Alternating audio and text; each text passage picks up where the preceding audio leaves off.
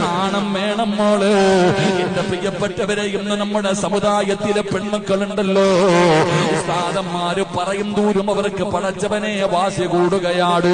വേണമെങ്കിൽ എന്തെല്ലാം കാണിക്കാൻ പറ്റുമോ അതൊക്കെ കാണിക്കുന്ന കാലഘട്ടമാണ്. പടച്ചവര്, ഈ സമുദായത്തിലെ പെൺകുട്ടികൾക്ക് എന്ത് സംഭവിച്ചു പോയെന്നറിയില്ലല്ലോ, നാണമില്ലല്ലോ. അവസാനം ഒരു കാലഘട്ടം വരുമ്പോ നടുറോഡിൽ കിടന്ന് വ്യഭിചരിക്കുമെന്ന് മുത്തുനബി പറഞ്ഞല്ലോ. അത് ഖിയാമത്ത് നാളിന്റെ അടയാളമാണ്.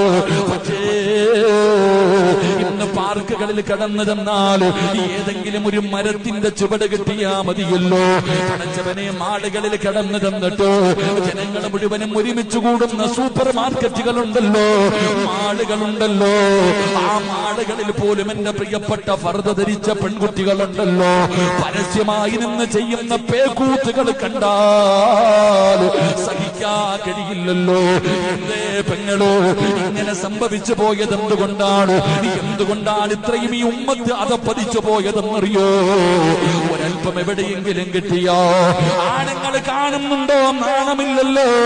വണ്ടികളിൽ കൂടെ പടച്ചവനെ റോഡിലൂടെ പോകുന്ന ബൈക്കുകളിൽ നോക്കിയാൽ ഫർദ ധരിച്ച പെൺകുട്ടികൾ തന്റെ പ്രിയപ്പെട്ട കാമുകനെ തന്റെ മുന്നിലിരിക്കുന്ന മനുഷ്യര് കെട്ടിപ്പിടിച്ചുകൊണ്ട് റബ്ബേ നടുറോഡിലൂടെ വണ്ടിയിൽ സഞ്ചരിക്കുന്ന കാഴ്ച കാണുന്നവരാ.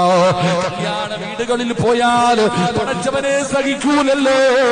നമ്മളിൽ ഒരാൾക്കും ഈമാനുള്ള ഒരു മനുഷ്യനും സഹിക്കാൻ കഴിയാത്ത ഈ ഉമ്മത്തിന് നാണക്കേട് വരുത്തി വെക്കുന്ന, ഈ സമുദായത്തിന് നാണക്കേട് വരുത്തി വെക്കുന്ന രംഗങ്ങളാ സഹോദരാ.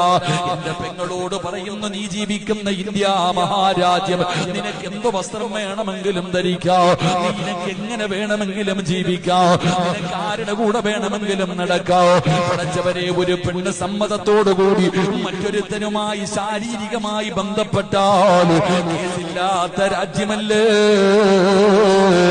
പക്ഷേ പെങ്ങളെ, ഇതുപോലെയുള്ള മോശമായ പ്രവർത്തനങ്ങൾക്ക് പോകുമ്പോ നീ ഒരു ഉപകാരം ചെയ്യുമോ? നീ ഒരു ഉപകാരം ചെയ്യുമോ? ിരിക്കുന്ന ഫർദയെങ്കിലും ഒന്ന് ഊരിമാറ്റു പെണ്ണ്. അങ്ങനെ ഒരു കരുണ കാണിക്കു പെണ്ണ്. എന്തിനായി ഉമ്മത്തിനെ നാണക്കേടുണ്ടാക്കുന്നത്? എന്തിനാണ് അല്ലാഹുവിന്റെ ദീനിന് നീ പേരുദോഷമുണ്ടാക്കുന്നത്? പോകണ്ടവള് പൊക്കോ, പോകണ്ട എന്ന് ഞങ്ങൾ പറയുന്നില്ല. അട്ടയെ പിടിച്ച് മെത്തയിൽ കിടത്തിയാൽ അത് കിടക്കില്ലല്ലോ.